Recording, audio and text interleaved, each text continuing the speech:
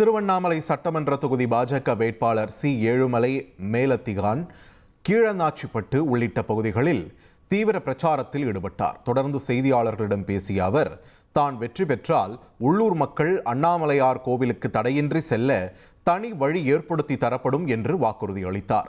மேலும் அண்ணாமலையார் மலை அடிவாரத்தில் வசிக்கும் 20,000 குடும்பங்களுக்கு வீட்டுமனை பட்டா வழங்க நடவடிக்கை எடுக்கப்படும் என்றும், நகரின் போக்குவரத்து நெரிசலை சீர் செய்ய தனி திட்டம் செயல்படுத்தப்படும் என்றும் கூறினார். சட்டமன்ற உறுப்பினராக வந்த பிறகு தனி வழி அமைக்கப்பட்டு இறைவனை வணங்குவதற்கான சூழலை உருவாக்குவேன் என்று அவர்கள் சொல்லியிருக்கிறேன். நிச்சயமாக அதை நான் நிறைவேற்றுவேன். அதே போல டிராபிக் அதிகமாக இருக்குது, ரொம்ப டிராபிக் அதிகம்.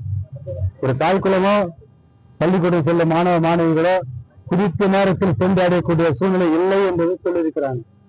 அதனால எல்லாருமே சேர்த்து பப்ளிக் நலமுடன் வாழ்வதற்குண்டான பைபாஸ் பாதை போன்ற நிலைமை ஏற்பாடு செய்யப்பட்டு அவளுக்கு சென்று உடனே வீட்டுக்கு போகக்கூடிய சூழ்நிலையை நான் உருவாக்குவேன்.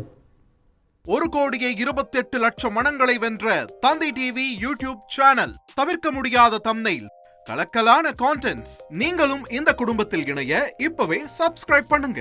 அசுரபலம் கொண்ட எங்கள் டிஜிட்டல் கரங்களில் உங்கள் விளம்பரங்களை சேர்க்க வாட்ஸ்அப் பண்ணுங்க. 8939888378. Email advtthanditv@dttv.in.